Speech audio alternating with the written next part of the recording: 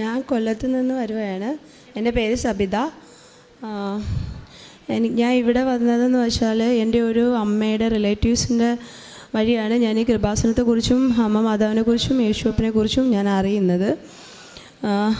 Corona സമയത്ത് അച്ഛൻ്റെ യൂട്യൂബിലുള്ള prayer കാണാനുണ്ടായിരുന്നു.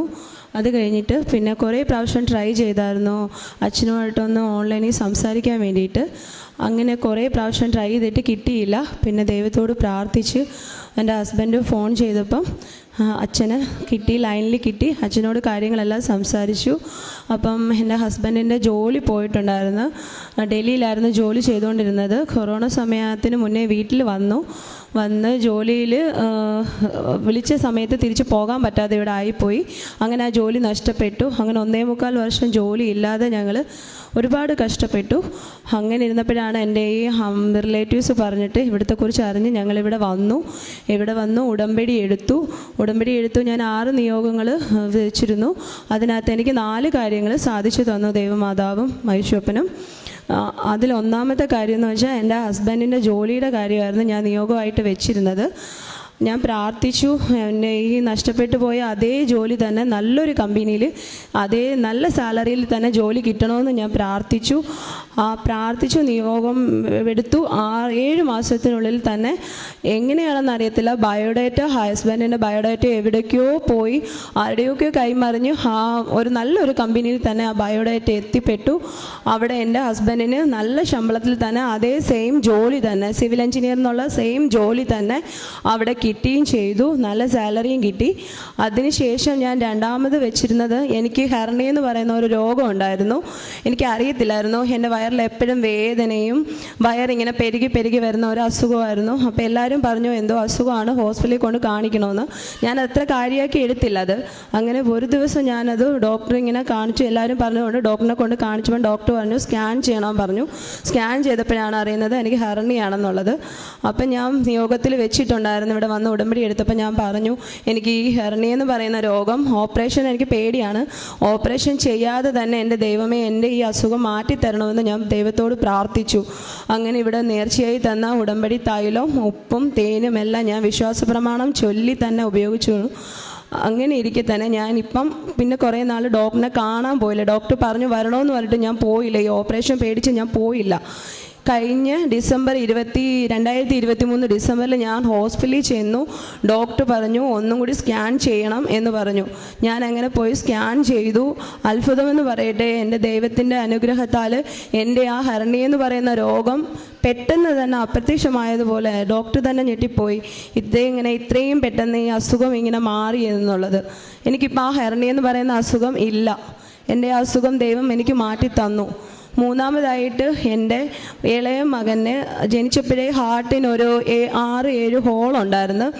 അപ്പം ഡോക്ടർ പറഞ്ഞു ഇപ്പം ട്രീറ്റ്മെൻ്റ് ഒന്നും ചെയ്യണ്ട, പോകെ അത് ആ അസുഖം മാറുമെന്ന് പറഞ്ഞു. ഞാൻ നിയോഗത്തിൽ എൻ്റെ മോൻ്റെ അസുഖത്തെക്കുറിച്ചും ഞാൻ വെച്ചിട്ടുണ്ടായിരുന്നു നിയോഗം. ദൈവത്തോട് പ്രാർത്ഥിച്ചു എൻ്റെ ഈ മോൻ്റെ അസുഖം ഈ ഹോള് മാറ്റിത്തരണേന്ന് ഞാൻ പ്രാർത്ഥിച്ചു. ദിവസേന പ്രാർത്ഥിച്ചു. മോന് ഉടമ്പടി തൈലം പുരട്ടി നെഞ്ചിൽ കുരിശു വരച്ചു. വിശ്വാസ പ്രമാണം ചൊല്ലി നെഞ്ചിൽ കുരിശു വരച്ചു. ഞാൻ പ്രാർത്ഥിച്ചു. എൻ്റെ ദൈവത്തിൻ്റെ അനുഗ്രഹത്താലും എൻ്റെ ഇളയ മകൻ്റെ ആ ഹാർട്ടിലെ ഹോള് പൂർണ്ണമായി മാറി. ഡോക്ടർ 2023 ഞാൻ ടെസ്റ്റ് ചെയ്തപ്പം പറയുന്നു ഒരു മൈന്യൂട്ടായിട്ടുള്ള ചെറിയ ഒരു പ്രോബ്ലം മാത്രമേ ഉള്ളൂ, ബാക്കി ഹാർട്ടിലെ പ്രോബ്ലംസ് ഫുള്ളും മാഞ്ഞു പോയി എന്ന് പറഞ്ഞു. അത് കഴിഞ്ഞിട്ട് അതും എൻ്റെ ദൈവത്തിൻ്റെ അനുഗ്രഹത്താലാണ് എനിക്ക് ഇത്രയും നന്മ ഉണ്ടായത്. എൻ്റെ അസുഖം എന്ന് പറയുന്നത് ട്രീറ്റ്മെൻറ്റിലൂടെ അല്ലാതെ എൻ്റെ ദൈവത്തിൻ്റെ അനുഗ്രഹത്താൽ എൻ്റെ അസുഖം പൂർണ്ണമായും സൗഖ്യപ്പെടുത്തി തന്നത് എൻ്റെ മാതാവും എൻ്റെ യേശുവപ്പനും മാത്രമാണ്. അത് നാലാമതായിട്ട് എൻ്റെ നിയോഗത്തിൽ ഞാൻ സമർപ്പിച്ചതെന്ന് വെച്ചാൽ എൻ്റെ പപ്പയ്ക്ക് ഒരു 35 വർഷം കൊണ്ട് കാലിന് വേരിക്കോസിൻ്റെ രോഗമുണ്ടായിരുന്നു.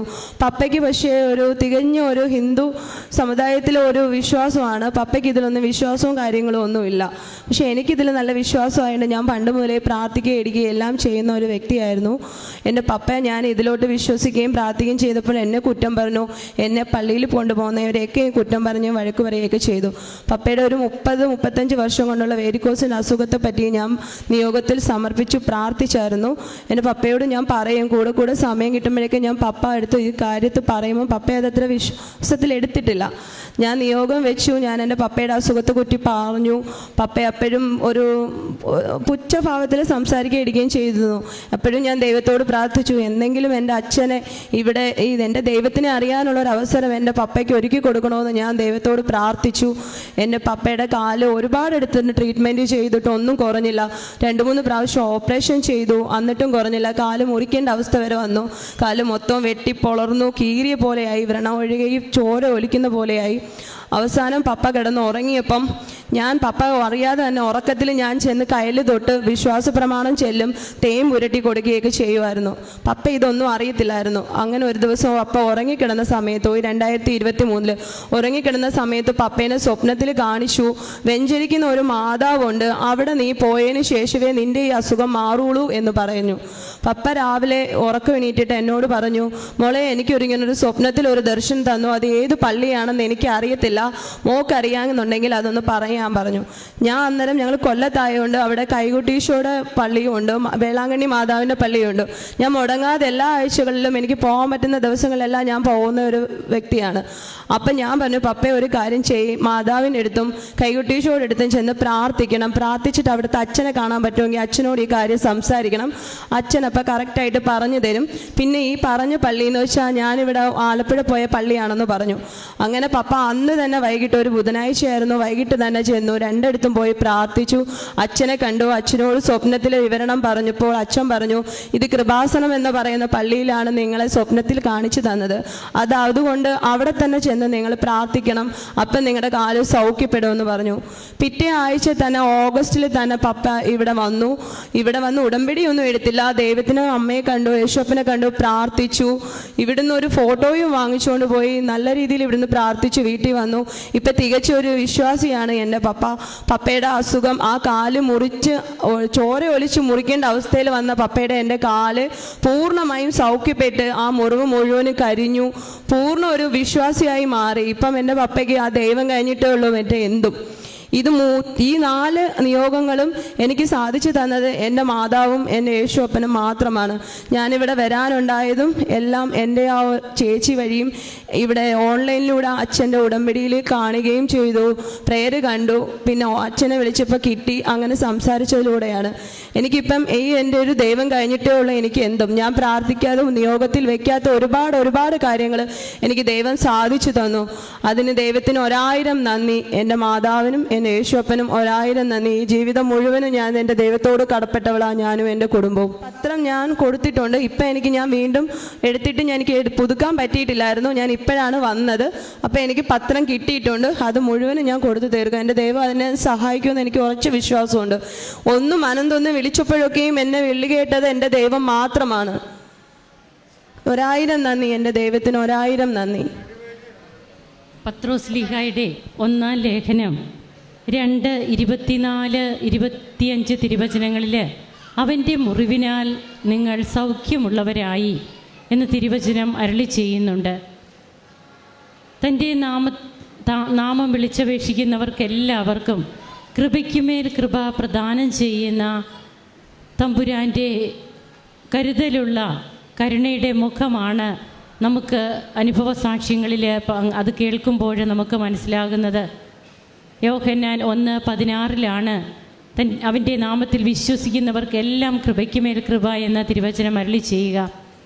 ഇവിടെ ഈ മകള് അനുഭവ സാക്ഷ്യം പങ്കുവെക്കുമ്പോൾ തൻ്റെ ഹസ്ബൻഡിൻ്റെ ആ ജോലിയൊക്കെ മുടങ്ങിയിട്ട് ജോലിയില്ലാത്ത ഒരവസ്ഥയിൽ നിന്ന് പിന്നീട് ഇവിടെ വന്ന് ഉടമ്പടി എടുക്കുമ്പോഴൊക്കെ പുതിയ കമ്പനിയിൽ അതേ ജോലി തന്നെ നല്ല സാലറിയിൽ കിട്ടുവാനിടയാകുന്നതും തൻ്റെ രോഗസൗഖ്യം, തൻ്റെ കുഞ്ഞിൻ്റെ രോഗസൗഖ്യം, അതുപോലെ തന്നെ തൻ്റെ പപ്പയുടെ കാര്യം വിശ്വാസമൊന്നുമില്ലാതിരുന്ന ആ വ്യക്തി, അതായത് തനിക്ക് പള്ളിയിൽ പോകുന്നതിനോടും പ്രാർത്ഥിക്കുന്നതിനോടും തൻ്റെ മകൾ പോകുന്നതിനോടുമൊക്കെ എതിർപ്പുണ്ടായിരുന്ന ആ മകന് പരിശുദ്ധ അമ്മ തന്നെ സ്വപ്നത്തിൽ വരുന്ന കാര്യമാണ്.